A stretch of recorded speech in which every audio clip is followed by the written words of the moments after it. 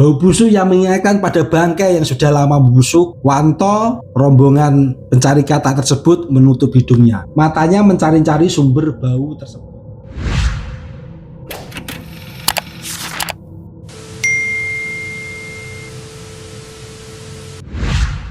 Itulah mereka melihatnya di seberang sungai, di antara pepohonan yang gelap berdiri sesosok bayangan tinggi dan kurus. Tubuhnya tidak.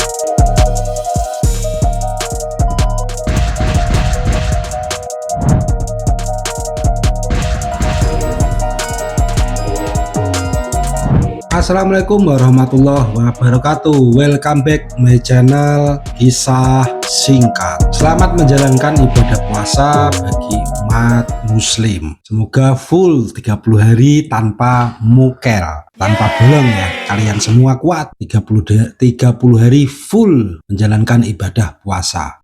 Jika kalian pernah tinggal di kampung, tentu cerita ini akan membuka memori masa lalu ketika Anda masa remaja di era tahun 90-an. Bagi anak desa, khususnya di desa saya, ketika musim hujan mencari katak itu adalah hal yang lumrah yang sering kami lakukan. Cerita ini cerita yang datang dari kampung saya sendiri. Artinya cerita ini dapat dipertanggungjawabkan dan narasumbernya ada semua. Tepatnya di desa Purwodadi, di kota Purwodadi, Kabupaten Grobogan. Di salah satu desa tersebut, Tomo, Tono, dan juga teman-temannya ketika musim hujan tiba, dan ketika itu saat malam hari mereka sering melakukan kegiatan mencari katak, dan hal itu sering ia lakukan. Seperti apa kronologi ceritanya dan sisi horornya seperti apa, simak, jangan di skip. Dan jika kalian suka dengan cerita-cerita horor, mistis, dan misterius, jangan lupa untuk bantu subscribe dan like. Syukur-syukur mau bantu komen. Semoga Anda yang subscribe, like, dan komen, Tuhan Yang Maha Esa memberikan kesehatan dan limpahan rezeki menjadi orang kaya dan sukses. Amin. Lanjut masuk ke segmen ceritanya. Di sebuah desa kecil pada tahun 90-an, mencari katak di malam hari adalah kebiasaan yang sudah turun-temurun di desa kami khususnya. Mungkin di desa lain juga pernah mengalami hal yang serupa. Tomo dan Tono, ingat ya, Tomo dan Tomo, aktor di kisah singkat ini. Tomo dan 5 temannya, Jono, Wanto, Adi, Bayu, dan Samin, berjalan melewati pematangan sawah dengan membawa karung dan lampu petromak. Karena di era 90-an itu untuk penerangan di desa kami itu, mungkin juga desa-desa lain, petromak adalah penerangan yang sangat diandalkan dan juga sangat akurat terangnya, cahayanya, hingga disukai banyak masyarakat. Sambil membawa petromak untuk penerangan, tak lupa membawa karung untuk nanti sebagai wadah atau tempat ketika mencari katak, hasilnya akan ditaruh karung tersebut. Ketika itu langit tampak gelap pekat, seolah bulan enggan menampakkan dirinya.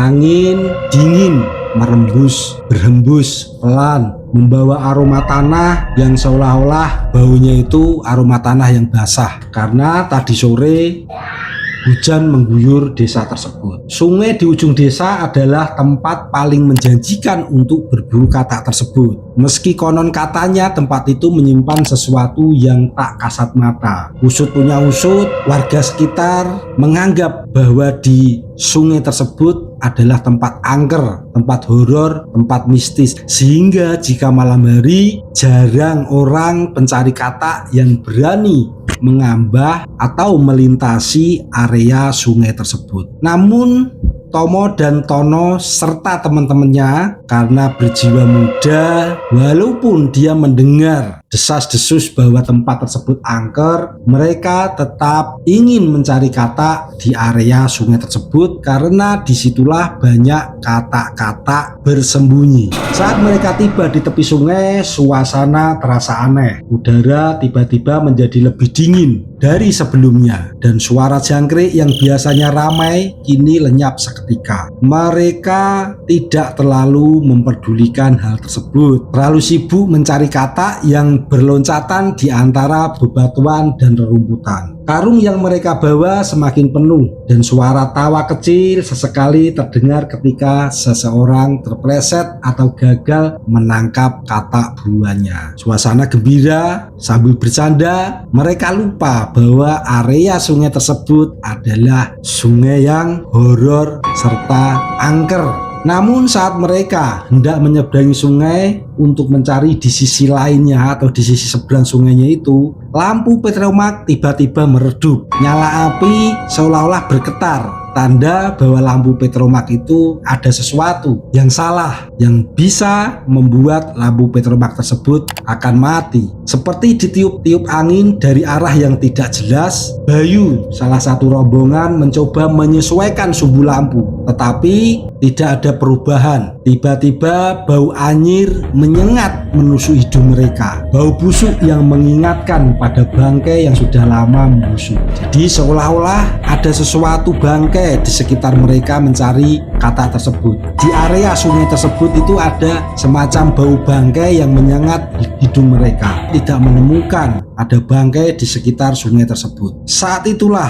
setelah mereka menyium bau bangkai, mereka melihat sesuatu. Saat itulah mereka melihatnya di seberang sungai, di antara pepohonan yang gelap, berdiri sesosok bayangan tinggi dan kurus. Tubuhnya tidak terlalu terlihat jelas, seperti diselimuti kabut tipis. Namun matanya dua titik merah menyala menatap mereka tajam, penuh dendam. Ardi menelan ludah karena terkejut. Tangannya mencekam lengan Tomo dengan gemetar. Lalu Ardi bilang, "Kalian lihat itu?" bisiknya dengan suara parau dan rasa ketakutan. Tak ada yang menjawab. Mereka semua membeku di tempat, jantung berdegup kencang. Sosok itu tiba-tiba bergerak. Kepalanya miring seperti ini mungkin ya. Seolah-olah kepalanya memperlihatkan bahwa lehernya patah. Seperti orang dengan kepala leher patah tanpa tulang. Tanpa peringatan, makhluk itu mulai melangkah ke arah mereka. Bukan berjalan,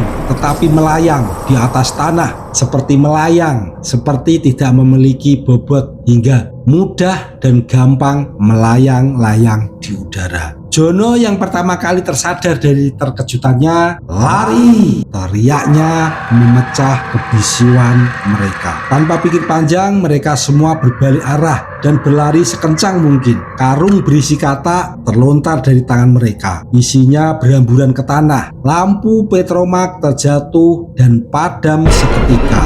Mereka tinggalkan mereka dalam kegelapan yang pekat, lari tunggang langgang. Di belakang mereka suara aneh terus terdengar. Bunyi langkah berat yang diseret bercampur dengan suara seperti seseorang yang tercekik lehernya. Bayu sempat menoleh dan menjerit histeris. Sosok itu kini terasa lebih dekat. Wajahnya semakin jelas, kulitnya pucat kebiruan. Mulutnya terbuka lebar sekali, seakan mengerang tanpa suara. Lengan kurusnya menjulur panjang seperti ingin meraih salah satu dari rombongan mereka. Setelah berlari tanpa arah, akhirnya mereka sampai di batas desa. Mereka terjatuh ke tanah, tubuhnya lemas, nafasnya terengah-engah. Beberapa warga yang masih terjaga, beberapa warga yang kebetulan masih belum tidur, lalu mendekati mereka dengan wajah yang khawatir. Ada seorang tetua desa namanya Pak Suryo berjongkok di depan mereka, matanya menatap tajam.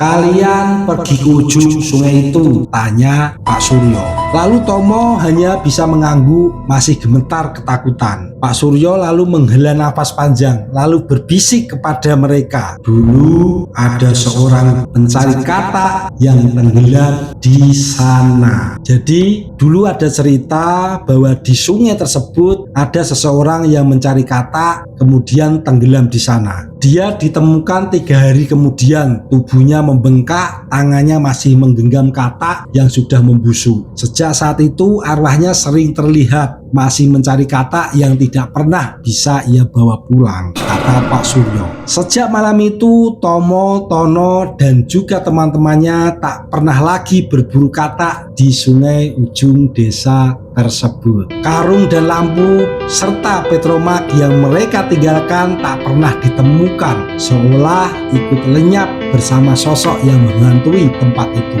Namun kadang-kadang di tengah malam yang sepi terdengar suara gemeretak dari arah sungai tersebut, kata warga setempat. Disusul bau anyir yang datang tanpa alasan, walaupun situasi keadaan di siang hari, pagi hari, atau sore hari di saat petani melintas atau tak sengaja mendekat di area sungai tersebut. Kisah Tono, Tomo, dan teman-temannya merupakan sebuah kisah dari anak kampung yang mungkin dapat kita ambil pembelajarannya. Apa yang dapat kita petik dari hikmah cerita ini? Bahwa di suatu tempat, di suatu desa yang mungkin jika ada suatu tempat yang disakralkan atau diangkerkan, bisa saja memang di situ dihuni oleh sosok jin yang sering mengganggu manusia yang melintas atau memasuki area tersebut. Kemudian jika kalian masih hidup dalam nuansa kampung, tak ada salahnya jika kita menghormati apa yang jadi kepercayaan masyarakat. Ketika ada tempat sakral, ada baiknya untuk menghindari sesuatu hal yang tidak kita inginkan, sebaiknya kita hindari saja. Masih banyak tempat-tempat lain untuk mencari kata, masih banyak tempat-tempat lain untuk dapat kita singgah. Hikmah selanjutnya yang dapat kita ambil pelajaran, mungkin ada baiknya ketika kita ingin berkegiatan malam, jika membawa lampu, ada baiknya jangan sampai cuma satu, harusnya ada dua. Dan jangan lupa untuk bawa senter atau baterai, karena di tahun-tahun tersebut juga sudah ada orang jual baterai yang isi baterai ABC gede itu ya, seperti itu. Oke, sampai jumpa di cerita kisah singkat selanjutnya. Jangan lupa untuk bantu subscribe, like, dan komen. Assalamualaikum warahmatullahi wabarakatuh.